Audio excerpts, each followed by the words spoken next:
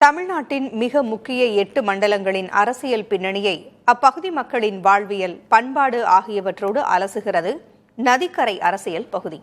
இன்று நாம் பார்க்கவிருப்பது கூவம் நதிக்கரை அரசியலை.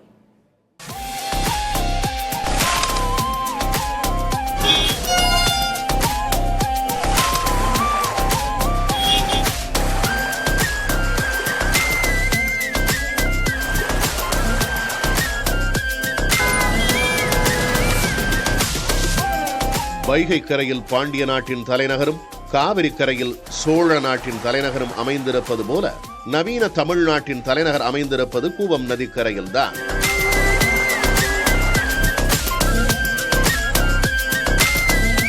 திருவள்ளூர் மாவட்டம் கடம்பத்தூர் தொடங்கி சென்னை மாநகரின் இதயப்பகுதி வழியாக சுமார் 72 கிலோமீட்டர் பாய்ந்து வங்கக்கடலில் கலக்கிறது கூவம் நதி.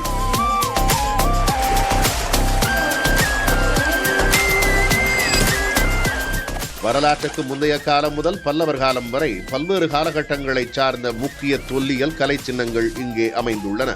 தலைநகர் சென்னை மட்டுமின்றி திருவள்ளூர், காஞ்சிபுரம் மற்றும் செங்கல்பட்டு மாவட்டங்களுக்கும் சாதி, மத, மொழி வேறுபாடு பாராமல் வந்தாரை வாழ வைக்கும் பெருமை உண்டு.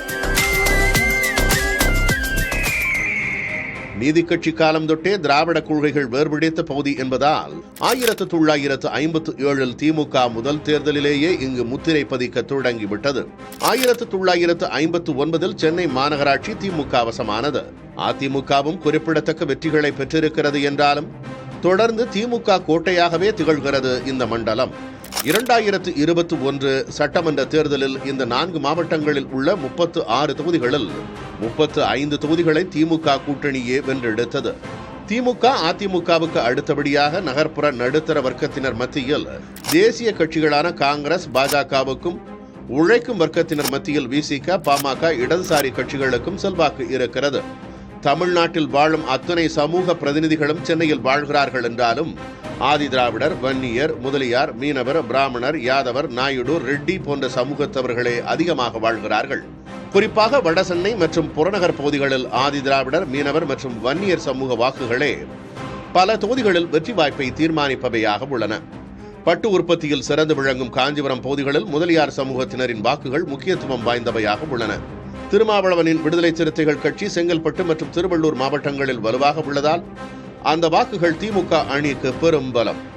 மறுபுறம் பாமகவின் வன்னியர் சமூக வாக்குகளும் பூவை ஜெகன்மூர்த்தி, ஆம்ஸ்டாங் ஆதரவாளர்களின் வாக்குகளும் அதிமுகவுக்கு பலம்.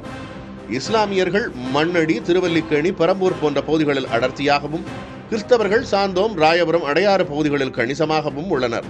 சவுகார்பேட்டை, வேப்பேரி போன்ற பகுதிகளில் வடமாநில மக்களும், எல்லை பகுதிகளில் தெலுங்கு பேசும் மக்களும் தேர்தல் முடிவுகளில் தாக்கத்தை ஏற்படுத்துகின்றனர்.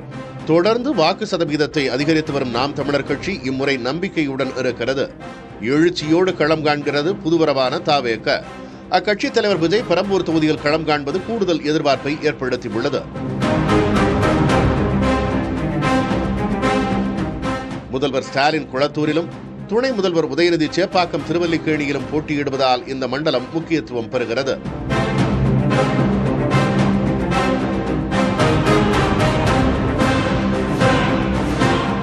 சென்னை மற்றும் புறநகர் பகுதிகளில் நிலவும் கடும் போக்குவரத்து நெரிசலுக்கு மெட்ரோ விரிவாக்கம் மற்றும் மேம்பாலங்கள் மூலம் தீர்வு காண்பது, சாலைகள் சீரமைப்பு, மழை வெள்ள பாதிப்பிலிருந்து நிரந்தர பாதுகாப்பு அளிப்பது, காற்று மற்றும் நிலத்தடி நீர் மாசுபாட்டை குறைப்பது, கூவம், அடையாறு நதிகளை தூய்மைப்படுத்துவது, ஐடி முதல் உற்பத்தி துறை வரை உள்ள இளைஞர்களுக்கு பாதுகாப்பான வேலைவாய்ப்பை உறுதி செய்வது ஆகியவை இப்பகுதி மக்களின் முக்கிய கோரிக்கைகள்.